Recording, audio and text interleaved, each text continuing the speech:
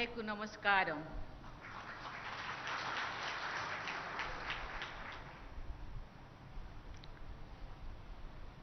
समारोह में प्रमुख रूप से उपस्थित तेलंगाना की राज्यपाल तमिलिसाई सुंदरराजन जी, केंद्र सरकार में संस्कृति पर्यटन एवं पूर्वोत्तर क्षेत्र विकास मंत्री श्री जी किशन रेड्डी जी, तेलंगाना सरकार के ST welfare, women and child welfare मंत्री श्रीमती सत्यवती राठौर जी, तेलंगाना सरकार की परिवहन मंत्री श्री पी अजय कुमार जी, वनवासी कल्याण परिषद के जिला प्रतिनिधि, सभी जनप्रतिनिधिगण, गणमान्य अतिथियों, देवियों और स्वजनों, भद्राचलम मंदिर के पावन प्रांगण में आयोजित इस समाख्या सरलम्मा जनजातीय पुजारी सम्मेलन में आकर आज मुझे बहुत प्रसन्नता हो रही है। राष्ट्रपति के रूप में तेलंगाना राज्य की मेरी ये पहली यात्रा है। सुप्रसिद्ध तेलुगु कवि दाशरथी कृष्णम आचार्यलु के शब्दों में ना तेलंगाना कोटि रत्नाल बीना, अर्थात मेरा तेलंगाना करोड़ों रत्नों से जुड़ी हुई वीणा की तरह है। मैं हिंदी में बोलती हूँ, आप सबको थोड़े थोड़े समझ में आ रहे हैं ना? क्योंकि तेलुगु में मुझे समय लगेगा सीखने के लिए, लेकिन सीखूंगी जरूर।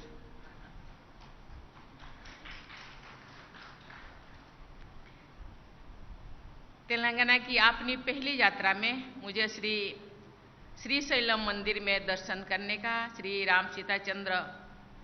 सीतारामचंद्र देवस्थान में आशीर्वाद लेने का तथा यहाँ समाख्या सरलम्मा जनजातीय पुजारी सम्मेलन में भाग लेने का अवसर प्राप्त हुआ। आज ही मुझे रामप्पा देवालयम के पवित्र परिसर में दर्शन करने का और तीर्थयात्रियों के लिए विकसित की गई सुविधाओं का शिलान्यास करने का सुअवसर प्राप्त हुआ और बाद में यात्रांतरी की यहाँ स्थित लक्ष्मी नारायण स्वामी मंदिर में प्रार्थना करने का अवसर भी मुझे मिला। ऐसे पावन अवसर का मिलना मैं अपना सौभाग्य मानती हूँ। इन देवस्थानों और मंदिरों में मुझे सभी देशवासियों के कल्याण हेतु प्रार्थना करने का शुभ अवसर भी प्राप्त हुआ। इन अवसरों को प्रदान करने के लिए मैं तेलंगाना की राज्यपाल तमिलिसाई सुंदरराजन जी, मुख्यमंत्री श्री के चंद्रशेखर राव जी, केंद्र सरकार के संस्कृति पर्यटन एवं पूर्वोत्तर क्षेत्र विकास मंत्री श्री के किशन रेड्डी जी, तेलंगाना सरकार की पूरी टीम और तेलंगाना राज्य के सभी भाई बहनों को मैं बहुत बहुत धन्यवाद देती हूँ। देवियों और स्वजनों, मुझे बताया गया है कि तेलंगाना के प्रसिद्ध मंदिरों में लाखों तीर्थयात्रियों का आगमन होता रहता है। केंद्र सरकार की प्रसाद योजना के तहत तीर्थ स्थलों के विकास कार्य से जुड़कर मुझे बहुत प्रसन्नता हुई है। मुझे ये जानकर विशेष प्रसन्नता हुई है कि इन सुविधाओं से वरिष्ठ नागरिकों तथा दिव्यांगजनों की तीर्थ यात्रा में और भी अधिक सुविधा होगी। इन विकास कार्यों से आध्यात्मिक और सांस्कृतिक पर्यटनों का बढ़ावा भी मिलता है। विदेश में आने वाले पर्यटकों तथा डोमेस्टिक टूरिस्ट में भी बहुत बड़ी संख्या तीर्थ यात्रा करने वाले लोगों की होती है। इस प्रकार घरेलू पर्यटन के विकास में तीर्थ स्थलों के पर्यटन का बहुत बड़ा योगदान होता है। ऐसे पर्यटन से लोगों की आजीविका और आय में भी वृद्धि होती है तथा स्थानीय अर्थव्यवस्था को भी बल मिलता है। इसलिए प्रसाद योजना को उत्साहपूर्वक आगे बढ़ाने के लिए मैं श्री किशन रेड्डी जी और उनकी पूरी टीम को विशेष सराहना करती हूँ। देवियों और स्वजनों, लोक परंपरा के अनुसार श्री सीतारामचंद्र स्वामीवरी देवस्थानम भद्राचलम राम कथा से संबंध है। ऐसा कहा जाता है कि प्रभु श्री राम ने माता जानकी और भाई लक्ष्मण के साथ वनवास के दौरान कुछ समय इसी क्षेत्र में स्थित एक पर्णशाला में बिताया था। ऐसी जानकारी के देश के सभी क्षेत्र में और विदेशों में भी प्रचार प्रसार करने के लिए लोग रुचि बढ़ती है। देवियों और स्वजनों, वनवासी कल्याण परिषद तेलंगाना द्वारा इस सम्मेलन के आयोजन के लिए मैं आप सबकी सराहना करती हूँ। मुझे बताया गया है कि ये परिषद वनवासी समाज के समग्र विकास के लिए निरंतर प्रयासरत है। परिषद की मुख्य चिंता है कि सांस्कृतिक परंपराओं के कमजोर होने पर हमारे मूल पहचान का अंत हो सकती है।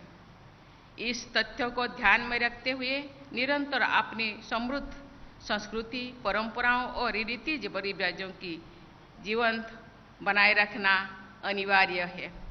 इससे हमारी विरासत का संरक्षण भी होता है। जनजातीय समाज विशेष रूप से कया समुदाय के लाखों भाई बहन समाख्या सरलम्मा की पूजा अर्चना के लिए एकत्रित होते हैं। यहाँ के जनजातीय समाज का ये बहुत बड़ा त्यौहार है।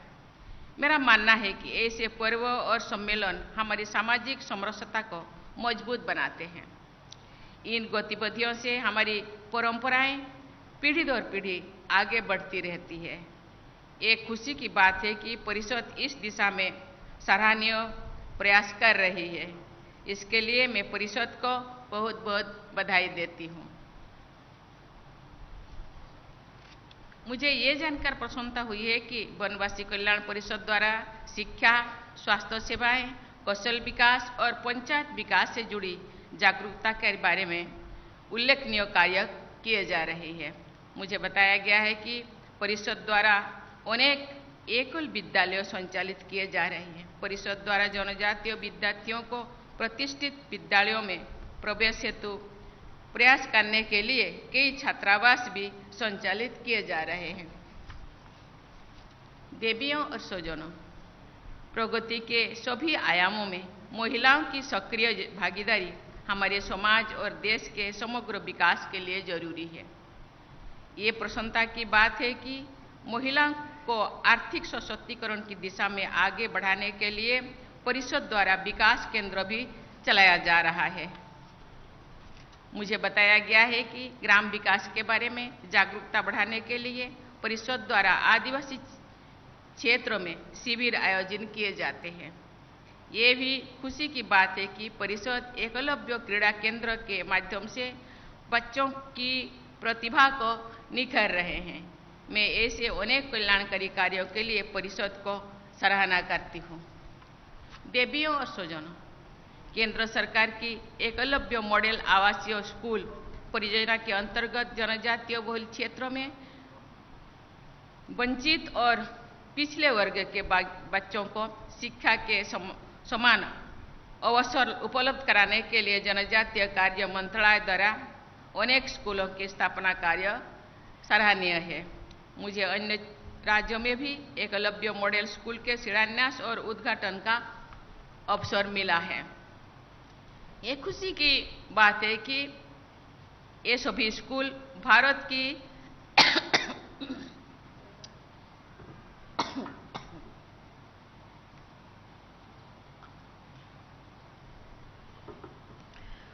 भारत की भावी पीढ़ी के निर्माण में अमूल्य योगदान देंगे। ये मेरा दृढ़ विश्वास है। एकलव्य मॉडल स्कूल की इस दूरदर्शी योजना को आगे बढ़ाए रखने के लिए केंद्र सरकार, राज्य सरकार और इन विद्यालयों से जुड़ी सभी लोगों को बधाई देती हूँ।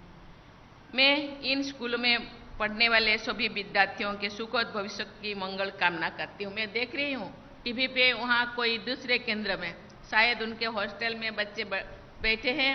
मैं बच्चों को धन्यवाद देना चाहती हूँ कि बच्चे इस प्रोग्राम को डायरेक्ट देख रहे हैं। और इसीलिए ये मैडम मंत्री जो बच्चों के लिए ये व्यवस्था किए हैं और उनके पूरे टीम को मैं धन्यवाद देना चाहती हूँ कि बच्चे भी डायरेक्ट इस टेलीकास्ट को ये देख रहे हैं और हम लोगों के साथ और जुड़े हैं। क्योंकि बच्चे देख रहे हैं, बच्चों के लिए भी मैं दो शब्द बोलना चाहती हूँ, दूर से भी सही, लेकिन हम लोगों के साथ और जुड़े हैं। बच्चे मुझे लगता है ये सभी भाषा जानते हैं, हिंदी, इंग्लिश, यहाँ के तेलुगु थोड़ा बहुत और समझ में। बच्चे देश के भविष्य होते हैं। जो ट्राइबल बच्चे जिन परिवार से आते हैं, पिता माता उनके लिए बहुत उम्मीदें रखते हैं। मैं बच्चों को कहना चाहूँगी कि बिना कोई समय गंवाते हुए अपने पढ़ाई जारी रखें। सरकार उनके साथ है और आगे बढ़े। आगे बढ़ने से खुद तो सशक्त बनेंगे ही, उनके परिवार तो सशक्त बनेगा ही, समाज सशक्त बनेगा, साथ ही साथ देश आगे बढ़ेगा। जब वो आगे बढ़ेंगे, कभी कभी समाज के तरफ भी उनको ध्यान देना होगा, क्योंकि जिन समाज से वो आए हैं, समाज को आगे उठाना केवल गवर्नमेंट का काम नहीं है, समाज के प्रत्येक जनता का काम है।